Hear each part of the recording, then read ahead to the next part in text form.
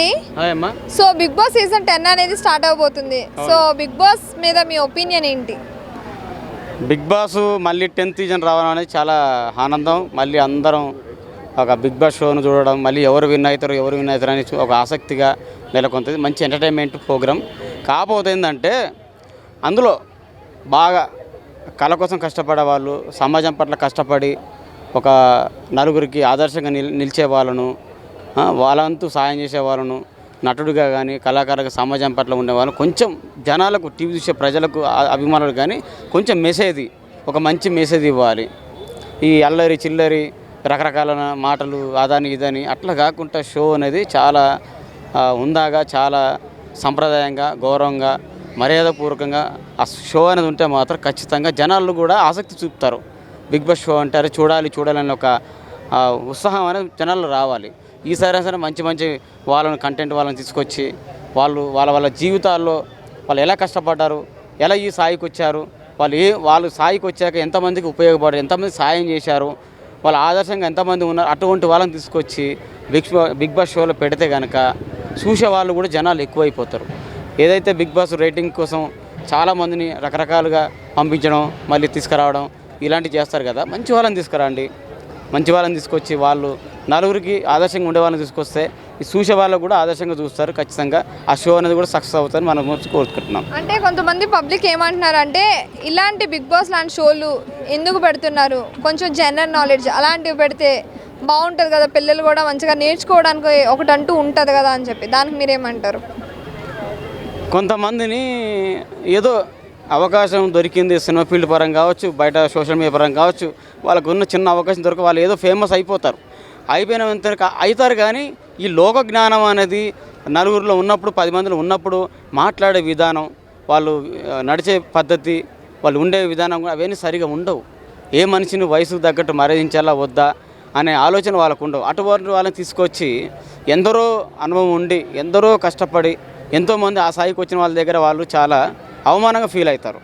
అటువంటి వాళ్ళు తీసుకొస్తే ఇలాగే ఉంటుంది. చూసేవాళ్ళు కూడా అయ్యో వాడు ఎంత నిన్నమన్న వచ్చి ఏదో ఫేమ్ అయినంత మాత్రం తీసుకొచ్చి బిగ్ బాస్ షోలో పెడితే ఇక మిగతాదంతా అదేవిధంగా నడుస్తుందన్న ఒక అపోహ వస్తుంది. దయచేసి అటువంటి వాళ్ళని తీసుకురాకండి. మంచి వాళ్ళను కష్టపడి పైకి వచ్చిన వాళ్ళు ఎంతో అవకాశం కోసం బిగ్ బాస్ షోకి వెళ్ళాలి. ఏదో ఒక సోషల్ మీడియా పరంగా, టీవీ రంగంలో, సినిమా రంగంలో, సామాజిక రంగంలో, సమాజ రంగంలో ఉన్న వాళ్ళని తీసుకొచ్చి పెట్టండి. ఒక ఆదర్శంగా చూస్తారు ఖచ్చితంగా ప్రతి ఒక్కరు. ఎవరినో ఏదో చిన్న ఏదో అలా ఇప్పుడు సోషల్ మీడియా ఎట్టుందంటే ఒక బూత్ మాట అంటే అది ఫేమస్, దాన్నే పట్టుకుని పాకులాడి 10 మందికి చెడ్డ పేర్చుకొచ్చారు.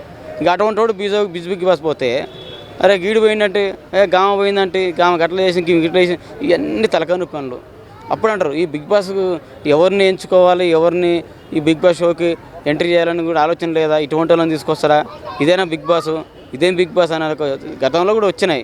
అటువంటి ప్రక్రియ మళ్ళీ రాకుండా చూసుకోవాలని మనస్ఫూర్తిగా కోరుకుంటున్నా. నాగేంద్ర సార్ గారు మంచి వాళ్ళని తీసుకురండి.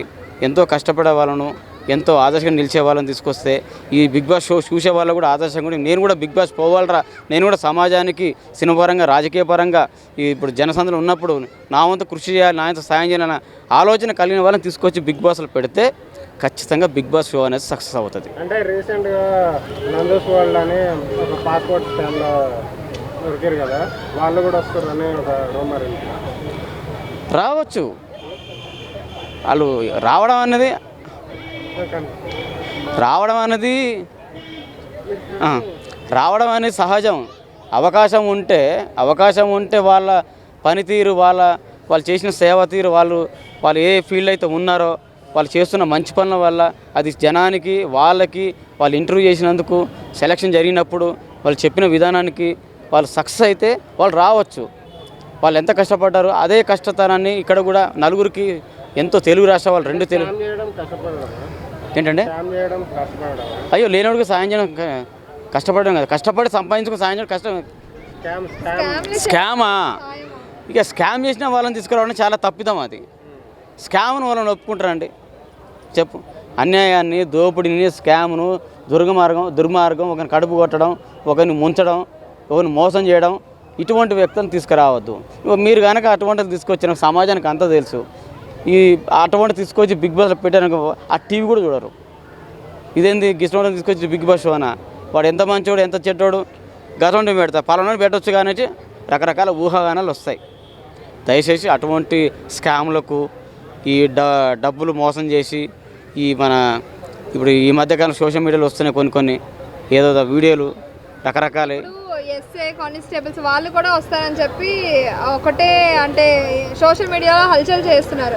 అసలు అంతలా ఏముంది బిగ్ బాస్లోకి వెళ్ళడానికి? ఎస్ఐ కానిస్టేబుల్ అంటే వాళ్ళు ఉద్యోగం పొందాక వాళ్ళు ఉద్యోగం పొందకముందు ఈ సినిమా వాళ్ళకంటే ఈ రాజకీయ వాళ్ళకంటే ఈ సమాజంలో వాళ్ళకంటే వీళ్ళు ఎస్ఐ కానిస్టేబుల్ కావాలని వాళ్ళ ఒక వయసు వచ్చిన కానీ స్టడీ చేసి పరుగులు రన్నింగ్లు వామప్లు ఇవన్నీ చాలా కష్టపడి చెమటోడ్చి రన్నింగ్ జంప్ ఇవన్నీ చేస్తారండి.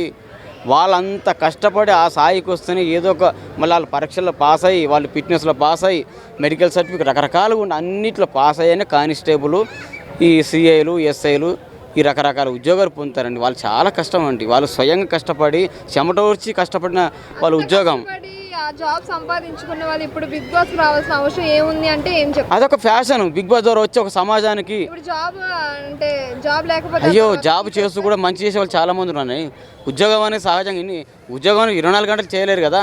కొంత మేలు చేయాలంటే ఉద్యోగం పరంగా కొంచెం పక్కన పెట్టి కూడా వాళ్ళు సమాజానికి నేను ఇలా కష్టపడి వచ్చాను, నేను ఈ పోలీస్ జాబ్ వచ్చిందంటే ఈ విధంగా కష్టపడ్డాను అటువంటి ఒక మెసేజ్ ఇవ్వడానికి వచ్చడం చెప్పలేం. చాలామంది కష్టం ఉంటుంది. ఆ కష్టాన్ని నలుగురికి పంచి అంటే అంత గౌరవప్రదమైన వృత్తిలో ఉన్నప్పుడు ఈ బిగ్ బాస్లోకి వచ్చి ఎందుకు ఇట్లా నెగిటివ్ ట్రోల్స్ కానీ నెగిటివ్ కానీ గురవుతూ ఉంటారు కదా, సో రావడం ఎందుకు అని? నెగిటివ్ పాజిటివ్ అనేది మనిషి చేసే పనుల్లో ఉంటుంది. ఆ పనులు ఎదుటి వ్యక్తి బాధపడ్డా కానీ ఇబ్బంది పడ్డా కానీ ఆ వ్యక్తి చెప్పడంలో ఉంటుంది. కాకపోతే మనం చూడని దానికి చేయని దానికి మనం అనొద్దు. దయచేసి వాళ్ళు ఏం చేశారో సోషల్ మీడియా ఖచ్చితంగా బయట పెడుతుంది. ఒకవేళ నేను తప్పు చేసినా నువ్వు తప్పు చేసినా ఈ సోషల్ మీడియా ఎప్పుడు ప్రశ్నిస్తూనే ఉంటుంది. ఖచ్చితంగా మనిషి పోయి అడగాల్సిన అవసరం లేదు. సోషల్ మీడియా ఒక ఫేస్బుక్ ఇన్స్టాగ్రామ్ ఇప్పుడు రకరకాల సోషల్ మీడియా యాప్లు కానీ రకరకాలు వచ్చినాయి. ఏ ఒక చిన్న పొరపాటు జరిగినా వాళ్ళ తప్పిదాలు వెంటనే కనిపెట్టి చెప్తుంది. అటువంటి వాళ్ళని బిగ్ బాస్లోకి తీసుకురాకండి. ఉన్న బిగ్ బాస్ పరువు తీయకండి దయచేసి.